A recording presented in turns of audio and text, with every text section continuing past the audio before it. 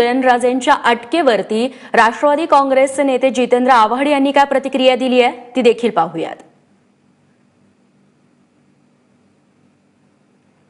तेव्हा साताऱ्यामध्ये उदयनराजे भोसले यांना आज अटक झालेली आहे आणि त्यावरती आता त्यांच्याच पक्षातून प्रतिक्रिया यायला सुरुवात झालेली आहे।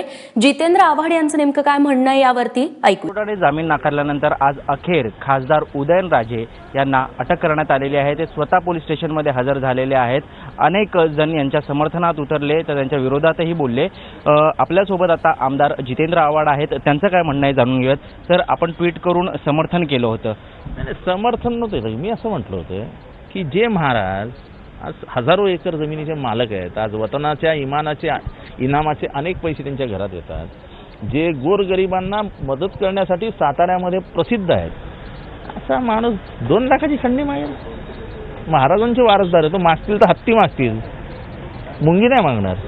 कायद्यानुसार ही कारवाई करण्यात येत आहे। तुम्ही लोकशाहीचे पुरस्कर्ते, आंबेडकरांनी लिहिलेलं संविधान मांडणारे आपण, आणि आपणच जर अशा पद्धतीने कायद्याच्या विरोधात बोलत असाल तर कसं चालेल?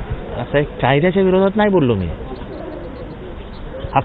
ही केस खोटी आहे हे माझं मत आहे। मी कायद्याच्या विरोधात नाही बोललो। कायद्याचा सन्मान करणारे महाराज आहेत।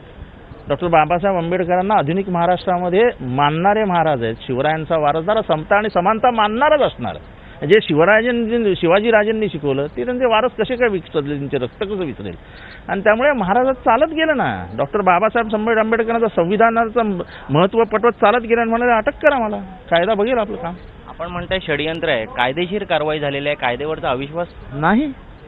खटला केस नोंदवणं म्हणजे कायद्यानुसार कारवाई नाही आहे। शेवटी कोर्ट आहे ना, कोर्ट ठरवेल खरं काय आणि खोटं काय। पोलीस नाही ठरवत।